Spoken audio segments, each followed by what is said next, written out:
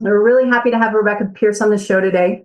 She's a farmer in New York, and hearing the views of real farmers in New York is perfect for this show because we're talking about what's going on in the state of New York in terms of conversations around developing solar on farmland. Yeah, and she's in addition to being a farmer herself in New York, she's been very vocal about making sure that the perspectives of actual farmers and landowners are included in these conversations when things get brought up sort of in the echo chamber of social media about land use and solar versus farming as if it's a choice that folks need to make. A lot of times farmer perspectives aren't actually a part of that conversation, and she's been really trying to ensure that these considerations are a part of that discussion, and so we're really just excited to include that perspective on the pod here and make sure that those ideas are out there. On the show today, we've got Rebekah Pierce. We're so happy to have you here to talk about your farm in New York. So why don't we kick off by you telling us a little bit about yourself first? Sure. So Rebekah Pierce, my husband and I own J&R Pierce Family Farm, which is a small farm in Clinton County, New York, so way upstate near the Canadian border. So we started our farm back in 2016, really as a hobby farm. Since then, we have expanded it to be a larger regenerative ag operation. We raise cattle, sheep, and pigs. And the cattle and sheep our kind of special emphasis with them is solar grazing. So we graze sheep. The cattle are new for this year on 9 solar sites across upstate New York. We're spread out among 4 different counties. And so we have approximately 300 head of sheep. They are the largest aspect of our business. They're used to keep the vegetation down at solar sites and then also produce, a fall lamb crop for us to turn around and then sell into the meat market. I'm also a freelance writer, and I wrote a book on agrivoltaics that came out last year called Agri-Energy Growing Power, Growing Food, which was awesome because it allowed me to kind of combine what we're doing here on the ground in New York with the larger picture of what's happening nationally and also globally in terms of combining renewable energy and agriculture. Thank you so much for that. How would you articulate the impact that having access to solar has had on your family farm? Yeah, so my husband and I we're first generation farmers. So we came into this business, very early on with the idea of we were just going to be a hobby farm and grow food and, produce meat for ourselves and maybe a few friends and family members. So we didn't own a huge chunk of property. We're not generational landowners or farmers where we had hundreds or thousands of acres to build our operation on. And, kind of one of the key tenets of regenerative ag is giving animals lots of space to graze, and allowing them that fresh access to pasture, right? Rather than set stocking them, or, having them in a barn year round. And so as we built this business, we realized very quickly, very early on, that we did not have the land that we needed. And as I'm sure everybody listening to this knows, land is super expensive, especially good agricultural land. There's a parcel near us right now that's for sale for $2 million. And even then that probably wouldn't be enough to sustain us forever as we grow our operation. And so we realized that we had this need for more land. And solar has helped us fulfill that. So not only do we have this land access where we can now access, hundreds of acres without having to pay for it, but we also get paid to graze. So it provides us with this really helpful hedge where we don't have to be as worried about, years like this where diesel prices are through the roof. We don't have to be as worried about commodity prices. We have a little bit of a financial buffer while also getting the land that we need to graze our animals and to raise them in a way that we think is most beneficial for the health of the animals, to produce that better quality product and is also better for the environment. And I can talk to you about some of the the environmental benefits that go into having animals under solar panels too, but I don't want to be too long-winded in that answer to your question. Well, I guess I'd love to hear too, and maybe that speaks a little bit to what you were referring to there. But you've been very vocal about sort of the benefits that you described, and sort of the kind of virtuous cycle of these kinds of arrangements for both family farmers and sort of the clean energy industry, and sort of the mutual benefits that can be generated there. What inspired you to sort of wade into that fray and speak out on those issues and make sure that there was sort of a consideration being made about the benefits that can go in both directions there? So I'll be totally candid and say when we first started doing this in 2022, it was really an economic means to an end for us. We were like, we need pasture. This gives us pasture. We need more of a financial buffer, without having to rely on operating loans throughout the year. This allows us to do that too. After that first year that we were on that site, and this is really what inspired me to write my book as well, because after we spent just one season on that site and I started seeing all of these other benefits. When we first started doing this, it was very much solar farming is farming around obstacles. And so it was, okay, so we get access to this land, but there's solar panels, quote unquote, in the way, and we have to work around that. But then what we very quickly realized is that's not the case.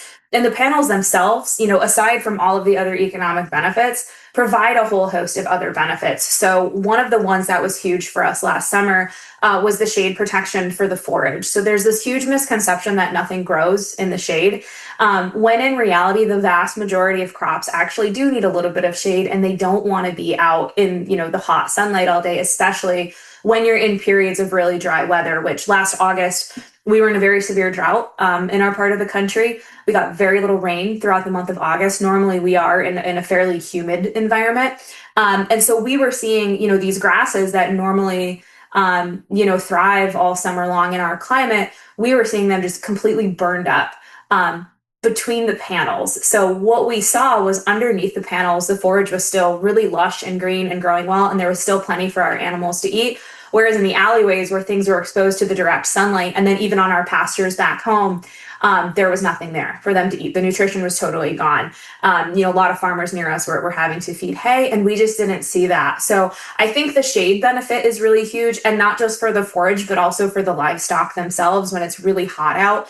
Both our sheep and then also our guardian dogs that we have on site, they'll spend a bulk of the day underneath the panels, relaxing and ruminating. And a lot of times they'll come out in the middle of the night when it's a little bit cooler, and that's when they do all of their eating. So we're seeing really great rates of gain in the animals. We're seeing far fewer issues related to heat stress. And we also see an extension of our growing season, which where we are in the country, that's huge. And I talk a little bit about this in my book as well. So I know it's not just a geographically limited thing to us. We are seeing our growing season extend by several weeks on either side of the season because the panels do also provide some frost protection. And so the longer we can get without the forage being frost killed, that's more feed for our animals. And again, tying back into those economic benefits, that's less time out of the year that we then have to be supplementing with hay because we're able to stretch that longer. And it's better for the animals too, because they're out on pasture for longer than they would be ordinarily. That's super helpful. So we're hearing a lot, of course, we're hearing a lot from folks about the downsides of having solar on your land.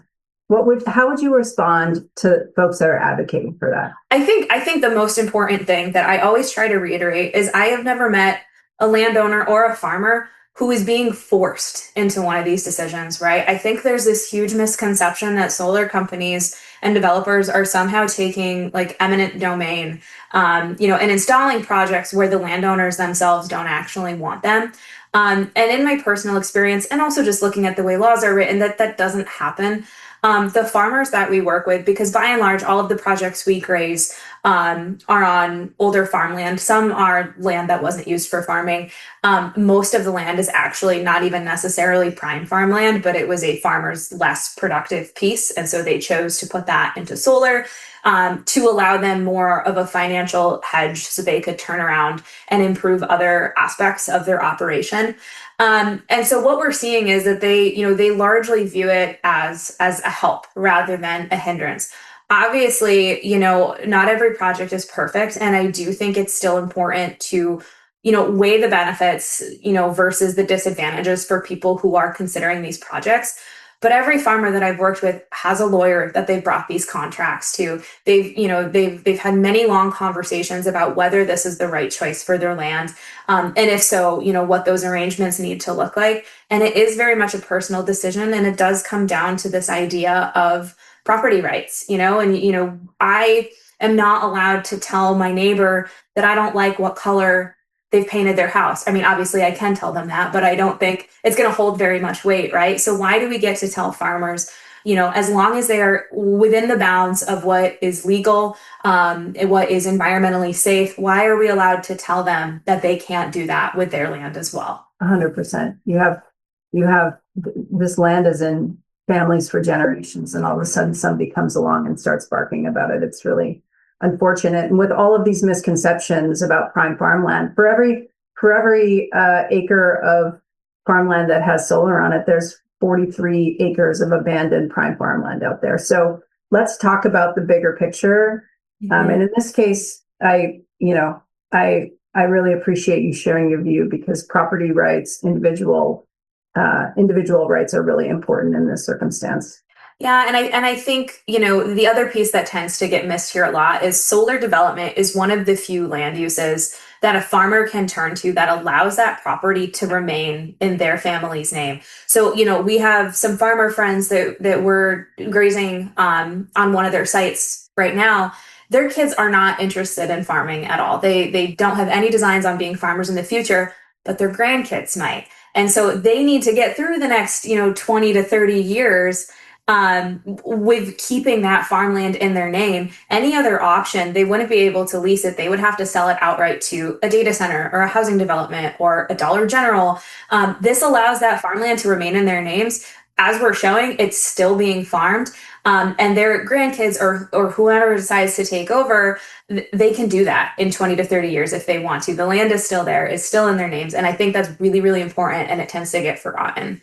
Yeah, well, that's a really good point as well, and sort of adds to all the other rationales and benefits that you've outlined. And we really appreciate you helping kind of lay this out from a farmer perspective, and also from someone who's sort of in these communities and working alongside folks who are making these decisions and making them thoughtfully. And so I think it's just an important message for folks to hear that we kind of think about these issues in the abstract and in a sort of national context, but on the ground and in these communities, these are decisions that really create a win-win for everybody, and we're glad to have your perspective on that. Thank you. And yeah, and I think, obviously we need to protect farmland, and we only have so much of it, right? But farmland ceases to be farmland, and we don't have that farmland if there's not somebody there who is willing and economically able to steward it and to take care of it. And so stewardship is a phenomenal goal. And I think, people working in agriculture, that is always our goal,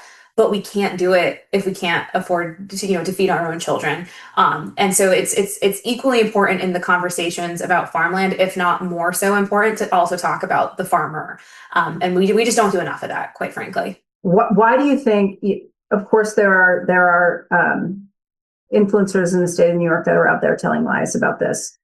Why do you think some people buy those arguments? I think that all of these arguments come from a very good place, and they come from a place of authenticity and genuine concern. I think people are concerned about what's happening to the land around them. They are concerned about where their food comes from. They are concerned about getting transparency from large corporations, and those are all fair conversations to have. The problem is that when you wrap those in, emotionality, and you paint things in a very one-sided way, and you don't look at both sides, it completely eliminates the room for nuance and for conversations that need to happen to make sure they are benefiting the people who most need to benefit from them, like the farmers.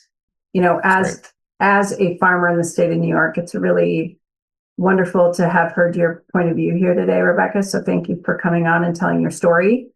Absent the opinions of real farmers in the state, it's a conversation that's not even worth having. So thank you for your time, and we really appreciate it. Well, thank you so much for having me on. And I agree with you. I think it is important. I think, farmers need to have their story told, but often they don't want to tell it because they just want to be farming.